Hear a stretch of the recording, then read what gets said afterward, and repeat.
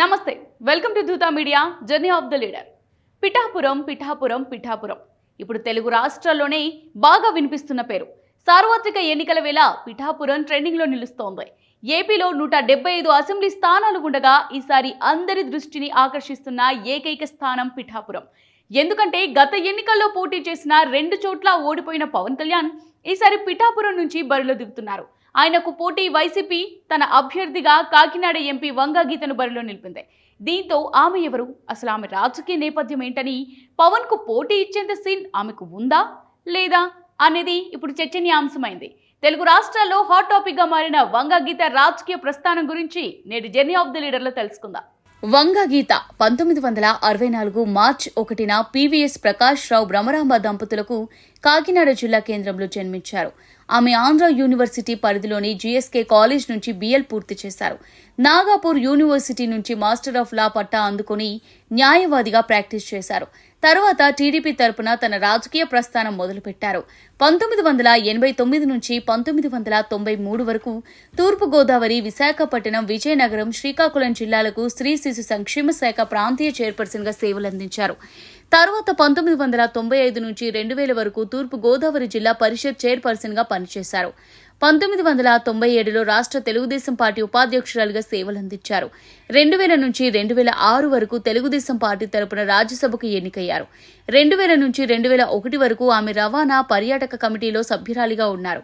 2000-2006 వరకు పార్లమెంట్ నిబంధనల కమిటీ సభ్యురాలుగా సేవలందించారు. ఇదే సమయంలో ఆమె మానవ వనరుల అభివృద్ధి మంత్రిత్వ శాఖ కన్సల్టేటివ్ కమిటీ సభ్యురాలుగాను కొనసాగుతూ వచ్చారు. తర్వాత మెగాస్టార్ చిరంజీవి ఏర్పాటు చేసిన ప్రజారాజ్యం పార్టీలో చేరారు. ప్రజారాజ్యం పార్టీ అభ్యర్థిగా 2009లో జరిగిన ఎన్నికల్లో పిఠాపురం నియోజకవర్గం నుంచి పోటీ చేశారు. టీడీపీ అభ్యర్థి ఎస్వీఎస్ఎన్ వర్మపై కేవలం 1000 ఓట్ల 36 మెజారిటీతో విజయం సాధించారు. అలా 2009 నుంచి 2014 వరకు ఆంధ్రప్రదేశ్ శాసనసభ సభ్యురాలిగా కొనసాగారు. అయితే ప్రజారాజ్యం పార్టీని కాంగ్రెస్ లో విలీనం చేయడంతో ఆమె కూడా కాంగ్రెస్ పార్టీలో చేరారు. 2014లో జరిగిన ఉమ్మడి ఆంధ్రప్రదేశ్ విభజనతో ఆమె తీవ్ర మనస్తాపానికి గురయ్యారు. దీంతో కొంతకాలం రాజకీయాల నుంచి తప్పుకోవాలని నిర్ణయించుకున్నారు. అలా 2019 వరకు రాజకీయాలకు దూరంగా ఉండిపోయారు.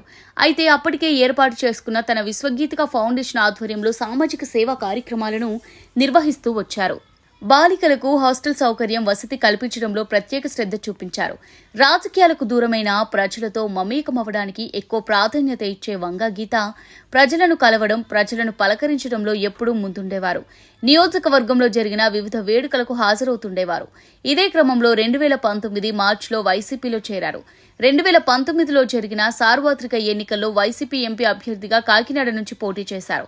అలా 17వ లోక్సభకు పార్లమెంట్ సభ్యురాలిగా ఎన్నికయ్యారు. హోం వ్యవహారాల స్టాండింగ్ కమిటీ సభ్యురాలు, మహిళా సాధికారత కమిటీ సభ్యురాలు, కన్సల్టేటివ్ కమిటీ సభ్యురాలుగా సేవలందించారు. అటవీ, వాతావరణ మార్పుల పర్యావరణ మంత్రిత్వ శాఖలో వివిధ రకాలుగా సేవలందించారు. 60 ఏళ్ల గీత తాజాగా 2024 ఎన్నికలకు సిద్ధమయ్యారు. అయితే ఎంపీ అభ్యర్థిగా కాకుండా ఈసారి ఎమ్మెల్యే అభ్యర్థిగా పోటీ చేయబోతున్నారు. వైసీపీ అభ్యర్థిగా పిఠాపురం అసెంబ్లీ నియోజకవర్గం నుంచి బరిలో నిలిచారు. జనసేనాని పవన్ కళ్యాణ్ ఢీకొట్టబోతున్నారు. పిఠాపురంతో ఎన్నో సంవత్సరాలుగా తనకు పూర్తి అనుబంధం ఉందని, వైసీపీ నేతలు, కార్యకర్తలు, అభిమానుల సాయంతో తప్పకుండా విజయం సాధిస్తానని ధీమాగా చెబుతున్నారు. మరి తాను చెబుతున్నట్టు ప్రజలు గీతకు పట్టం కడతారా లేదా, పవన్ కళ్యాణ్ కు ఒక అవకాశం ఇస్తారా అనేది జూన్ 2న తేలిపోనుంది. ఇది వాల్టి జర్నీ ఆఫ్ ద లీడర్. మరో లీడర్ ప్రస్థానంతో మళ్ళీ కలుద్దాం. Keep watching Dootha media.